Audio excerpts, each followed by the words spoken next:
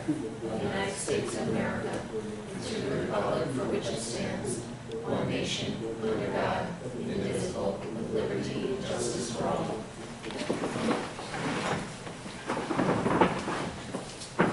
Good evening, everyone. We do have a couple of district announcements.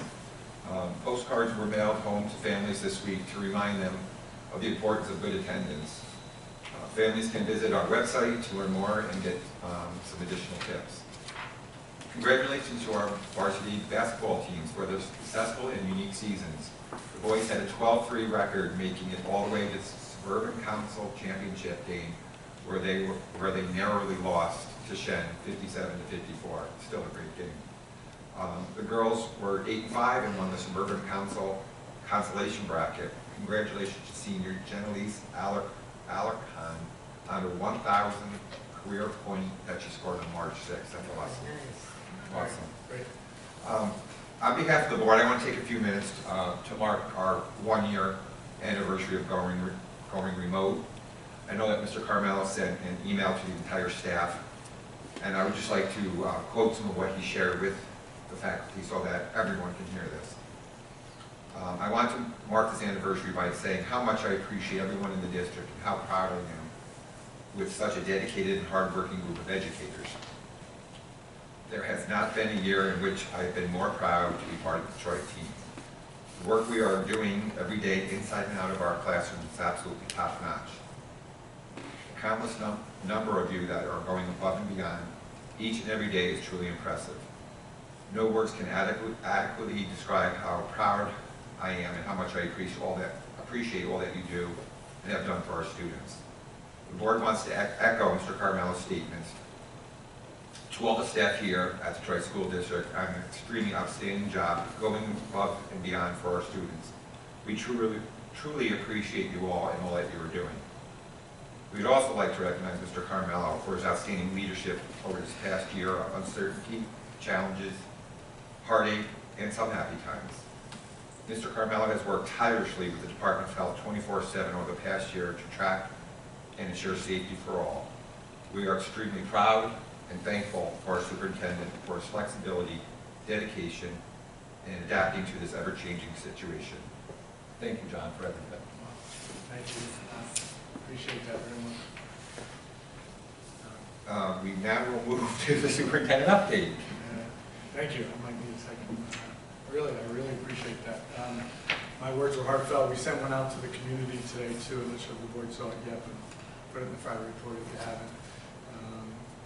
It's a 1-year anniversary today. Actually, it was our last day last year that we were in person and went remote. And remember, at the time we thought it might be a couple of weeks, and then turned into months, and then turned into the end of the school year, and we had no idea what this year was going to bring. We're really proud of all that we've gotten to do this year, at least in some of the budget development process again. But Erin Clary put a great little video together to mark the 1-year anniversary, so it actually flows perfect from your statements, Tom, and I really appreciate the kind words. But I'd like to share the video.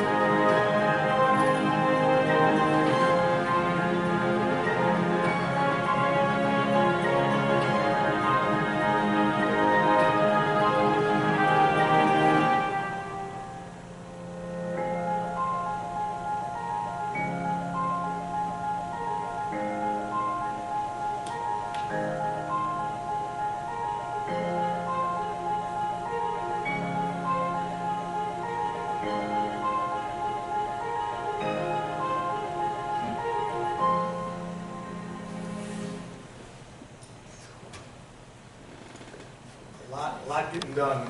It starts with last year and getting graduation in and all of that. And I ended the email to the staff and actually to the letter to the community today with, we're not certain what next year will bring, but one thing that's been proven this year is that if we work together and support each other, that we can handle anything. So all the things that Tom said, we have a great staff here in Troy, and we're doing things better than districts around us are doing, I'll tell you that. And I'm really, really proud of it. So thank you. Thank you for that. Appreciate it. Okay, I'm sorry. That will go right into our budget with Mr. Hoteling and Mr. Carmelo. This might be a message that you want to do some talking today, so be ready up. Well, it says here. Okay, so you'll hear me say a few different times. You'll hear me say a few different times tonight that it's a unique and challenging year, and it's a unique and challenging budget development process. And we'll get through it, but it's different than we've done in the past, and so we'll have to all get used to that as well. Our mission statement is not different. Our mission statement is the Troy City School District will provide a strong educational and social foundation to graduate all students college and career ready. I say it every time, but it's worth saying. All the decisions we make every day are based on that and have to be based on that. And no more important decisions that we make are budget decisions, and they have to be based on trying to make that a reality. Remember, our graduation rate this past year was announced fairly recently that it was 90%, so it continues to improve, and we want to keep going with that. It's the same slide as last time, but I thought it beared repeating. I got a couple of repeats here, so bear with me on that. But I thought it was important to lead into tonight's discussion. So, unique and challenging year. We just talked about with Tom's great message that we're very proud of how everyone has stepped up and worked together this year, and very, very proud that we've been able to remain open. Now, we were opened in September and then remained open. To see a few area districts celebrating in the past week or two that they're finally opening, just made it even more evident to me the great work that we've done here and all of our staff just stepping up every day. So that really hit home. The budget development process will also be unique and challenging. There are so many unknowns right now. The economy seems to be improving, but the economic outlook for the state, what's it going to be like next year? What will next school year look like in terms of all the protocols that we have in place, right? We're following the New York State Department of Health and our Rensselaer County Department of Health and State Education Department. We've got rules and regulations that we're following with the 6 feet social distancing and the masks and the cleaning that we're doing and all of that, and the remote learning. But we don't have any guidance yet on what next September or next school year is going to look like. So that's a problem, obviously, when you're trying to make a budget for the following year. So it's one of the things that makes it unique and challenging for sure. We want to build on our progress of the last several years. Last meeting, I showed the 3-through-8 testing and the consistent and significant steady growth in the scores, the graduation rates, and especially compared to districts like ours and across the state. And we want to improve on that. Even in a pandemic like this, our expectations don't go down. We still want our students all to reach their full potential and be successful. And how will we fully support our students going forward? That's academic support, but as important, it's social, emotional, and mental health support that they're going to need. And kids that have never needed that before are needing it now.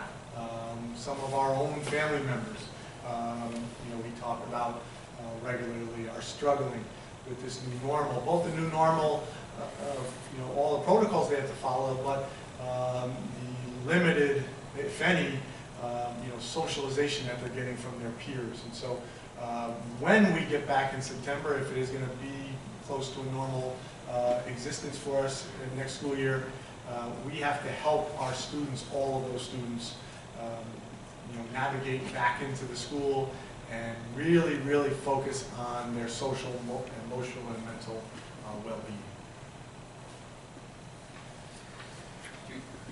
Sure. If we do come back in September, which I'm hoping, do you think that's going to be a huge or a large, I don't want to say issue, but a large undertaking for our kids? Do you think it's going to? I do. Yeah, I do. Yeah, no, not to come back, but the things that may come up with these kids. Yeah, to get used to, I think what you mean, get used to the structure again. Yeah. Get used to, yeah. So again, I think we all can testify to it in our own kids that we talk about. It happened. Remember, halfway through the year, we let some kids, families that wanted to come back. So right. Those kids that came back after being gone, now those kids were gone from March, remember, through like February 1st is when we let the second semester started. And those kids, it took them a while to get used to, right, the new, or not new, but new for them, right. Return to some kind of like structure and normal and a schedule in your day. And, just the, again, the socialization with peers and socialization with adults. When we went and visited classrooms, and Dr. Watson still does a lot of that, the kids are getting better at it. But when we went around in September and October, kids didn't even want to talk up. They didn't want to participate. So it's gonna take some time. Remember, this year we talked about spending the first couple weeks helping kids get readjusted, and we'll have to do the same thing, and maybe even longer. We'll talk about it obviously this summer. But spending some time at the beginning of the year working on their social, emotional, and mental selves before we start really working on the academic piece. I don't know if Dr. Watson, do you want to add anything to that? Yeah, I was just going to say, we're also talking about what can we do comprehensively this summer to get kids in a place where they're better, starting the year. So what are some academic things we can do? What are some social and emotional things we can do? And we're really trying to think differently and creatively about how we can do that. So that summer's going to be a really important time this year. So is that what you'll, and we kid about it, but the re-engagement tutors, is that, Yeah, that's a great exactly question. We had 3 or 4 pages in the last time. We have a few more on tonight. And that re-engagement tutors is one of those ideas, to get kids, just the name says, re-engaged, but to do that in a mentoring, relationship building kind of way. And what we'd like to do is, and we anticipate that working this spring for those kids that are going to get that mentorship, but make that more grand scale for the summer. So we're still ironing out the details, and we'll share it with the board when we have it. And later on in this, you'll see there's some federal money coming that's going to allow us to really do some comprehensive programming this summer. Any kid that wants to be part of it can be part of it at pre-K to 12. Great. This is the same slide as well from last time, but it's also a slide I use every year because it's really important to remember that we're balancing those two lenses, educationally sound. What do our students need to be successful? How do we make that mission statement a reality? What are the staffing and programs that we need, again, now, and support? So things are, maybe a little bit different, when kids start needing more stuff as they come back, but that's the educationally sound piece. How do we fully support our students going forward after being in this past year, the things that they've gone through, and adults, right? For the kids to reach their full potential and be successful, the adults also have to have that social, emotional, and mental piece, and so we try to support each other through this thing as well. But you have to balance that with the fiscally responsible piece, right? We need to be good stewards of the taxpayers' money this year more than anything, right? Because what happened with the economy, people have lost their jobs.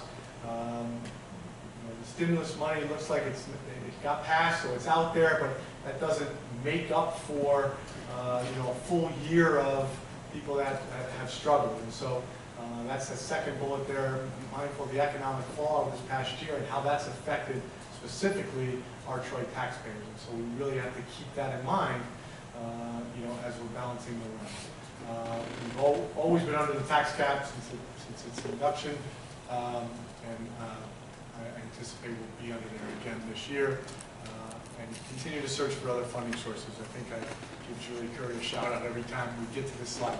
She's our director of grants and funding programs and does a great job with Dr. Watson trying to find additional monies. And we're putting together something right now for some positions that we think, the same conversation, Tom, that might help our kids re-engage and get through some of this challenging times. The tax cap slide, so that's the history of the tax cap. Just wanted to remind you, this year it's 1.4. Probably the next time, our next meeting will be April 14th, remember, because of the April break. So we'll have the next draft then, and at that point that's where we usually have that discussion of what that tax rate should be that we go out on. At that point, we assume the state budget will be done. That's one thing they're saying. April 1st is the deadline, and they've always been a day on that day or a day or two later. But they are they are a little bit busy. By the 14th, we should know, and so we'll have a better idea to have that discussion of what we want that to be. Remember, going too far under the tax cap, we've always been under it. Going too far under it leaves a hole the following year, because your next year's cap is based on this year's levy. So you don't want to go overboard too many years in a row. But again, understanding what people have gone through this year, that'll be a conversation we can have on the 14th, and the board obviously will make that decision.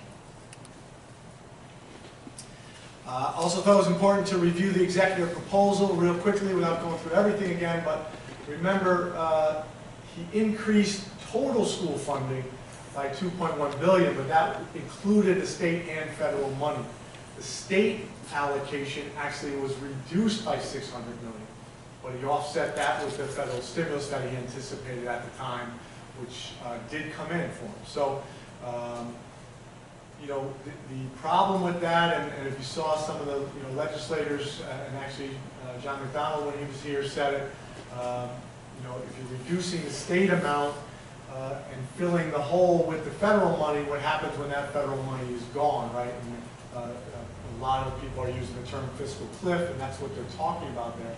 If you get an increase of, $4 billion over a couple of years, but in 2 years that's a temporary increase, so that's gone, then the state has to make that up, or we get a huge reduction, and you're cutting hundreds of positions like happened to us in the past. So, times are tough, I understand, or they were tough a month ago anyway when the executive put his budget out. So you have to be careful about plugging holes, and so that's where that fiscal cliff comes in. He froze the foundation aid. Again, remember it was frozen last year, and for a district like ours, freezing the foundation aid, remember, it's a much bigger issue for a district like Troy than it is for some of, say, our suburban neighbors, right?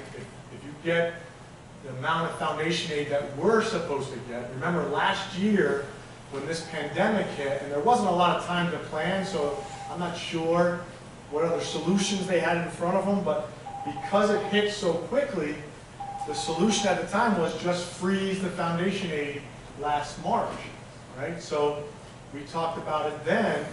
For our district, we were due almost $3 million in a normal increase of foundation aid based on the percentages.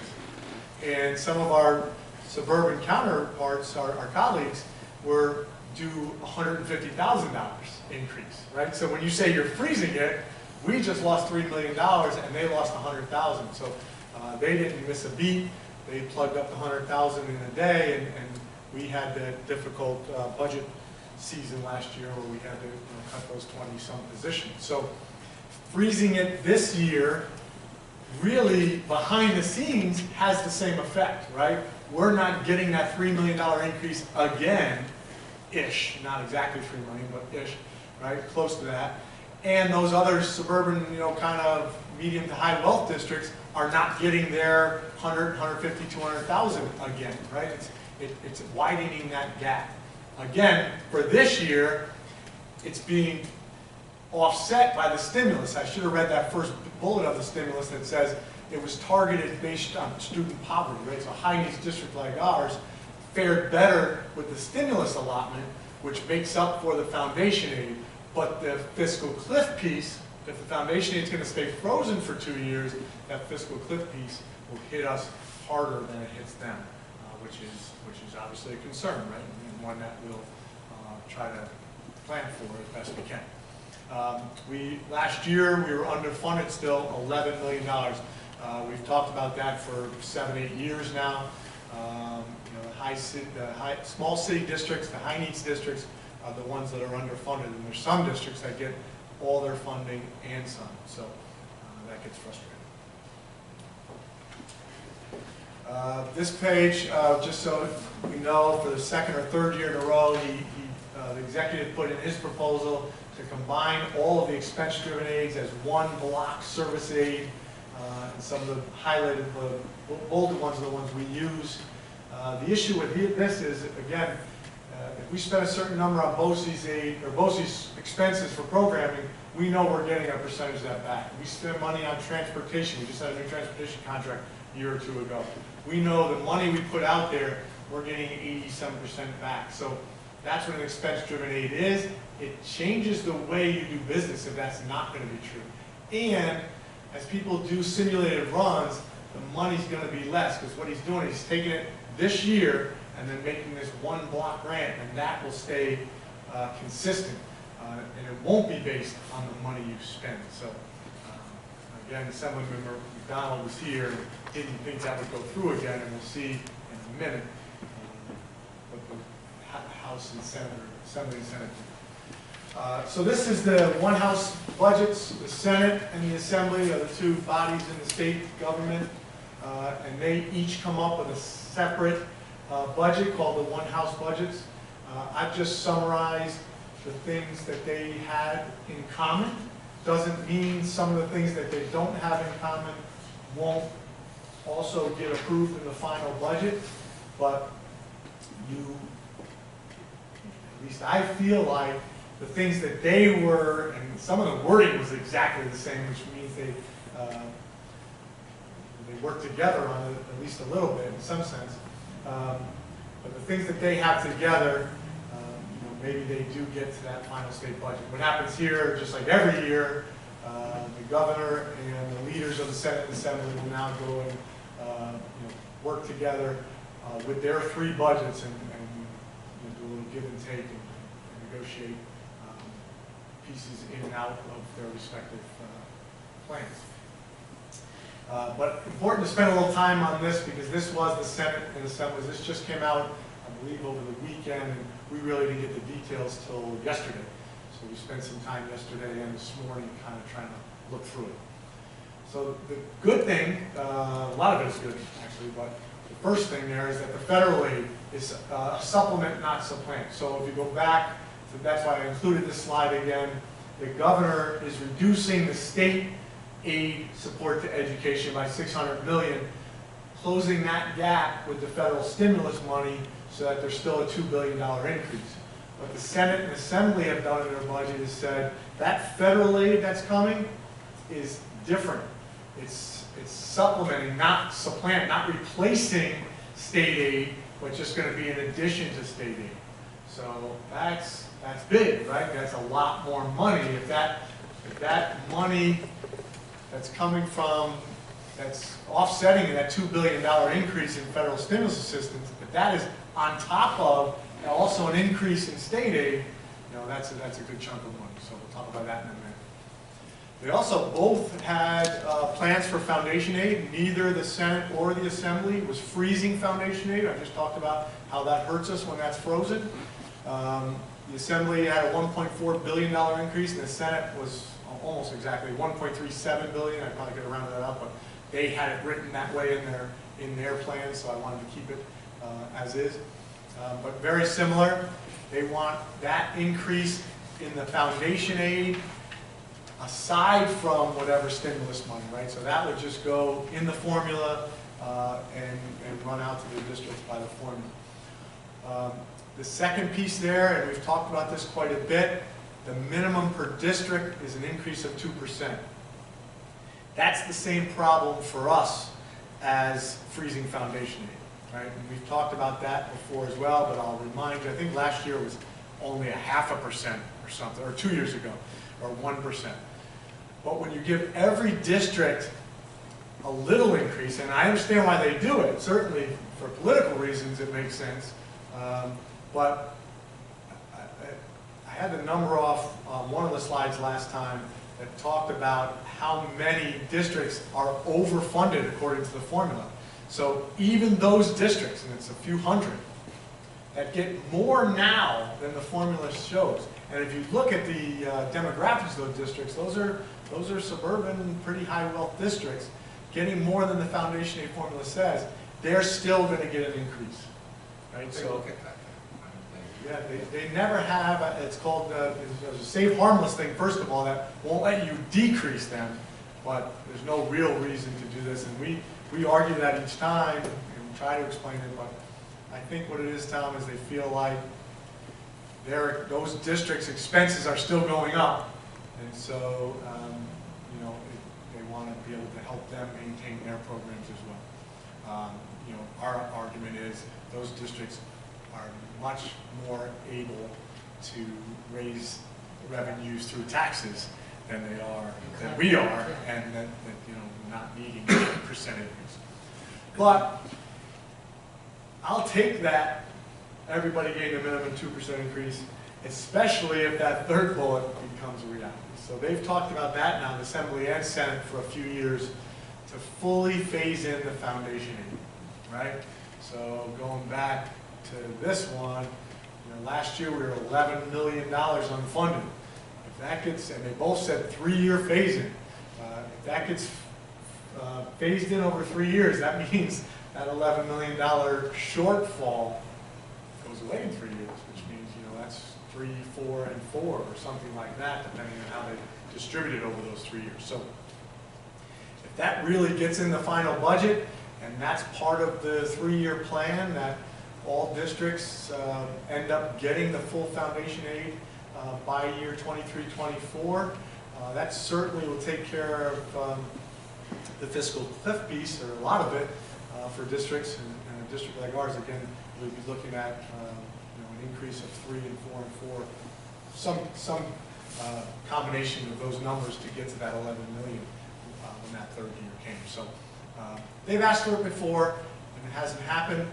They've asked for bigger increases than the governor, and that hasn't happened sometimes. I get the feeling this year, without getting too much into it, that they might have a little more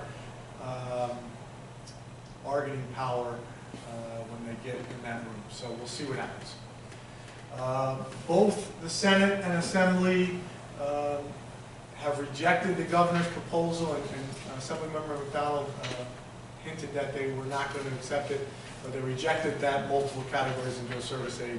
Expense-based aid would stay the way they are now. And again, if you spend a dollar on transportation, you get a certain amount back depending on the district. For us, it's in the 80-cent range.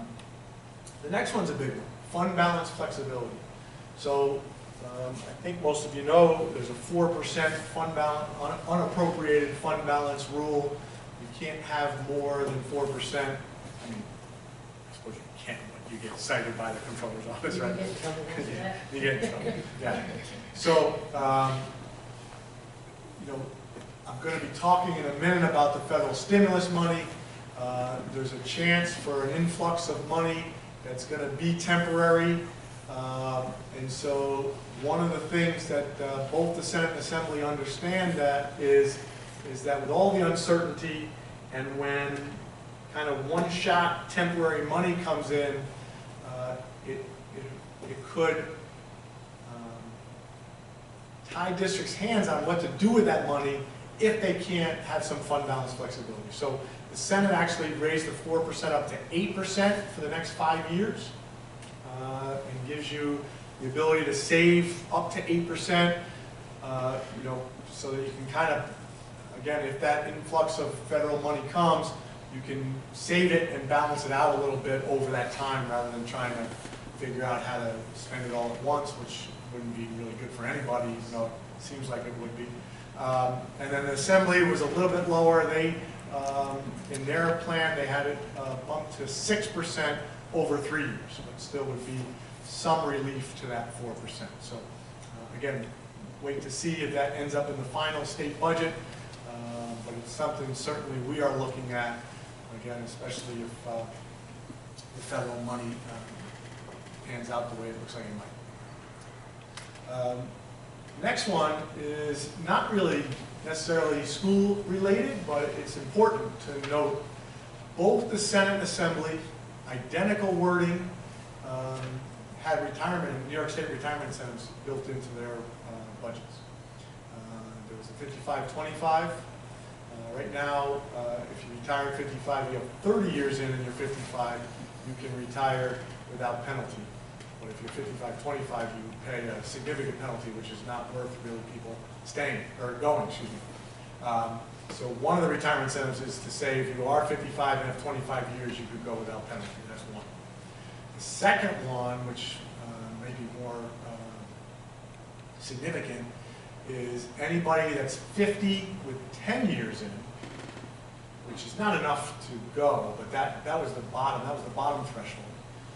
So anybody with those bottom thresholds and up, you get a month for every year that you've worked, right? So if you, someone like myself, I'll use 55 and I have 30 years in, if that goes into the final state budget and I get 30 months of service added on, right? So it's 2.5 extra years at 2% a year. So it's a significant amount for people if that gets in. Again, the governor has not really been open to this yet, but we'll see. The reason I put it on that slide is I think we would have a significant amount of teachers and staff opt into that. Anybody that's thinking of retiring in the next 2 years, really, if it ends up in the final budget the way it's written, and you were going to retire in the next 2 years anyway, you really can't stay. It doesn't make much sense. So I put it on there because we could be, there was a couple summers ago when Kristen and her staff were hiring 10, 12 people a day. It felt like we could have another summer like that if this incentive goes through. Charter schools was in both of them, and you know, obviously I put it on our sheet because of how important that is for us. We're still about 600 students or so, between 600 and 700 that go to charter schools. They're talking about the tuition rates. They're talking about the charter school reimbursements that we get, and so there's still some indecision and uncertainty about it. But I put it on there because it'll be an important one for Adam and I to watch. To see how that plays out in the final budget. And there are some other miscellaneous items, but at this point, not worth mentioning. Are they reviewing the tuition rates for charter schools? They are. Adam, you want to talk about that? That's been an issue for... So they had a new formula a couple of years ago, which was good for Troy. If you recall, back in 2010, they froze tuition rates, Right. and that was actually, they thought they were doing a good thing, the legislature, by freezing it so it wouldn't increase. But as a matter of fact, for Troy, that was the height of our tuition calculation, just by sheer misfortune, yeah. So we lobbied every year to please, you know, do the lesser of, you know, allow us to benefit from that. So they changed it, I believe that was 2 years ago. So ours has been ticking down every single year. So I think I asked that question to Mr. McDonald and said, whatever you do, you know, just make sure the language doesn't hurt. You know, it's either the lesser of the calculation or your prior year tuition rate. It's tough to say what this even means. It's really just a short narrative. I already calculated ours for next year, would still be in a downward trend, which would be good. I mean, it's tens of thousands of dollars for Troy. So we'll see what happens. They're proposing the full reimbursement in our draft one. We don't have the full reimbursement. We don't have the governor's proposal. So that's on the revenue side, and that's additional funds. So there's, not to belabor the issue, but there's so many unknowns right now that it's quite hard to do a budget, but there's a lot of things in play. That is the theme for tonight, that there are so many unknowns.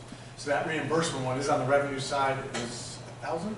Just over 1,000. 1,000, and the governor's proposal was to have that tick down over the next few years. The Senate and Assembly are keeping that steady, so that would be additional revenue for us from this draft one that you'll see in a moment. And you said our enrollment now is 600 kids? in that? It's high 600s. It's Between about 600. 680. We're anticipating 700. Troy Prep has been expanding, adding a grade every year, so it hasn't blown up. It's been a steady, Steady. just by grade expansion. What about that inquiry that we got about? Yeah, I haven't heard anything. I haven't heard anything either. Anything about that? Yeah, never. Okay. Okay, thank you. Other questions on the one house budget? Okay. So that's the same slide as the first slide, but I bolded the bottom piece because what Adam just said, there's so many uncertainties. It's really, this budget development process has been different than any we've done. This is my 8th year superintendent. I did the budget before that with Dr. Howard was here, so 9th budget, and it's really, I mean, by this time we would be on draft 2 or 3. We'd have a shortfall that we'd be trying to either close or, talking about increasing state aids that we can add some things, and it's just, I mean, it's just been a crazy year. And again, if we a month ago, we thought we were in the same kind of trouble as last year. In fact, when we had our normal budget meetings with all of the directors and the principals, we really didn't allow them to spend much time on program enhancements, which we usually do for them. Like, what do you need in your building? What do you need in your department to help kids be even more successful than they already are? And we would go through that list. They would list 3 or 4 things. Remember, we'd make tier 1, tier 2, tier 3 of things that we thought were the most important down to would be nice to have, but they're category 3. Really, this year we made them focus on where could the tightening happen, where could the reduction happen. Are there things that we could do more efficiently and less expensively. And so fast forward to today, and maybe we're not going to have those conversations, which is very, very good news. But again, the uncertainty of it makes you not go forward with full steam, if that makes sense. So just to repeat one more time, unprecedented uncertainty that we're dealing with. Some normal uncertainty would be the charter school thing we just said. That happens every year to us, where we're trying to figure out where that tuition rate will land and where the reimbursement money will land. But I'm not talking about those kinds of little detailed kinds. Like, what's that final state budget going to look like? You remember the first thing Assemblymember McDonald said when he was here is the executive budget proposal is a mirage, because the governor himself at that point was guessing on the stimulus money. Now it has come out in the last few days, and some of the details are now coming out. Senator Schumer sent out a press release with some numbers that we'll have to figure out what they actually mean. But the number for Troy, if you've seen it, I think is $16 million. And we're not sure if that means over 3 or 4 years. We're not sure what the restrictions are going to be on that. And we're really not sure if it's going to pass through the governor's office, and so that because in his proposal, the stimulus came and he sent it out through like almost like a pass through the governor's office. So we don't know all the details. And again, it could be a really good problem to have, but we need some certainty in what's going to happen. So when that final state budget, and they have still kind of promised, as much as politicians promise, I guess, that it'll be on time. So by our next board meeting, which is also our next budget meeting, April 14th, we'll have a really good idea, and I'll certainly keep you posted in the Friday report if things happen in the next week or two. But you know, having John McDonald call it a mirage, not understanding what that final state budget would look like, not understanding if the state aid is going to be reduced or increased or kept the same, and is that federal aid going to, besides the details of the federal aid, is it going to be used to offset a reduction like the governor's proposal, or is it going to be in addition to state aid? And again, either way, we have to always keep in mind that the federal money is not recurring. It's a non-recurring, jolt, which it's for a reason. It's to help us get through the tough times we were in, and we are in. But when you have non-recurring money, you have to be very, very careful about how you spend it. So when we get the details of it, we'll certainly have a discussion with the board on some ideas that we are throwing around in our heads right now about how we could spend some of that. One of the places is certainly what Dr. Watson was talking about, a comprehensive summer program, comprehensive support programs throughout the year. You don't want to just add classroom teachers, for instance, because in 2 years you'd have to get rid of them. But you could add classroom support, right? You could have classroom teachers and for a while have 2 in one room so that kids can really get individual attention. You can have a comprehensive summer program where every kid can have an extra month of school if they want. Again, these are just kind of ideas we've been throwing out, brainstorming, but we'll fine tune them as soon as we get our final numbers. But it'll be things like that that we're talking about, kind of outside the box,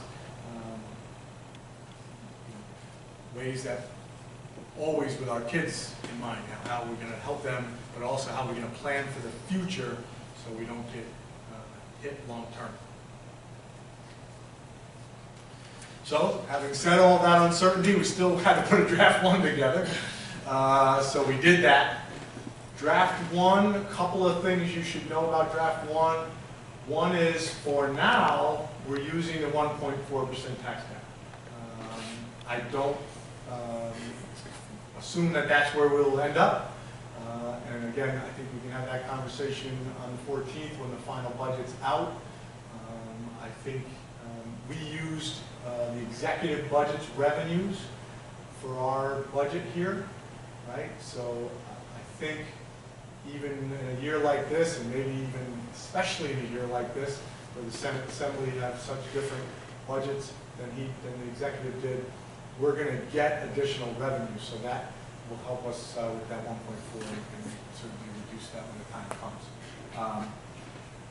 It maintains what we just did is maintain everything we have for now. Okay? We again haven't really had in-depth conversations with the principals and directors about program enhancements yet. We will do that with some ideas like the 2 I just talked about, but also specific building and department ideas. But for now, this draft 1 budget maintains our staffing and programs that we have right now. We will have we don't anticipate, again, because we think if the revenues are going to do anything, they're going to go up.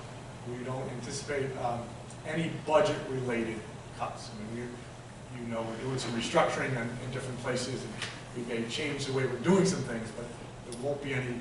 Doesn't seem like there'll be any budget-related cuts like we had to deal with last year, which is great news, obviously. And then depending on how that aid increases in that final budget, besides, we can certainly tinker with the tax cap. We also, at that point, will talk about things that we can add for our students if the money comes in.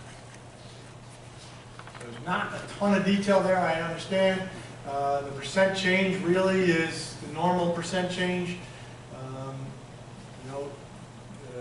salaries, offset by some of our health insurance changes. Thank you to all the unions that have agreed to the new health plan. The TTA contract is on tonight. They were great during the negotiations, understanding the situation that we were all in and doing what's right for kids. TRS and ERS have gone up a little bit, but I mean a 2% increase with a budget our size is pretty standard. And we'll have draft 2, and probably that'll be the final draft, my guess is. We do have to have April 20th is when we're going to actually vote on the final draft. So if we, again, that'll be 2 weeks after, I believe, the final state budget will be approved. So I think it'll be enough time to put a final one together by the 14th. But if we need another one, we can have one on the 20th and then approve it afterwards. My guess is we'll be done on the 14th. And one more point, just to keep in mind, I think it's to come full circle, is we don't know what next year really will look like in schools. So whatever we do with this budget is going to be our best guess at the time, and it probably will be an ongoing conversation, both with the revenue piece and federal stimulus, as well as, okay, how are we actually operating next year? Correct. Yeah, I should have mentioned that again on that last slide about the uncertainty. It's there throughout, but we really, at this point, don't know. There's a lot of talk about 6 feet going to 3 feet right now, both at the federal level and at the local Department of Health. Some of them have already tried to adopt that. So things are changing. I just heard on the radio on the way over here the 11 o'clock curfew for casinos and gyms and bowling alleys is lifted on April 5th. Not restaurants yet, but that's coming next. So, the things are. I can't make against the law anyway. But things are, as I've said in the last couple of Friday reports, they're still trending in the right direction. I apologize that I had a note on here when I was on the executive budget to give the runs there. So if you have questions, you certainly can email me or ask now if you haven't already. But, that's the same, kind of state aid run that we give. That was from the executive budget.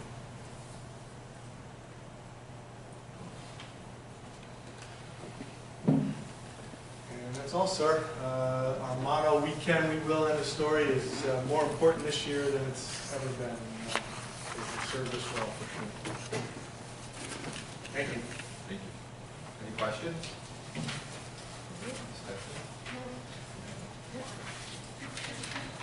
There it is. But you always have to lighten us with something when it comes to that budget. I don't want any forced questions, Steph. Well, just make one up, Steph. I can understand how you got to this way of coming to that number. It's the best that you can do with the knowledge that you have, Exactly. with the percentages you have and the best estimates that you've been given. And trying to maintain what you have without cutting, we'll just have to knock on wood that things go the right way. Yeah, exactly. I mean, I've seen years where there have been real arguments over. So I'm happy to. Yeah. Well, and the good news is, Really? the good news is we're certainly not going to have the conversations like we had last year. That was a tough year for all of us last year, certainly a tough year for the staff that were affected. We will not have it. I mean, I'm almost certain. I suppose if something happened that we weren't planning for, like last year, it could. But so I think it'll only go up from here. So we'll maintain, and then we probably will be able to come up with some program enhancements as well by next time. Thank you. Very good, thank you. Okay, action items, superintendent recommendations, human resources, staff matters, unclassified motion for consent agenda items 1 through 8. Second.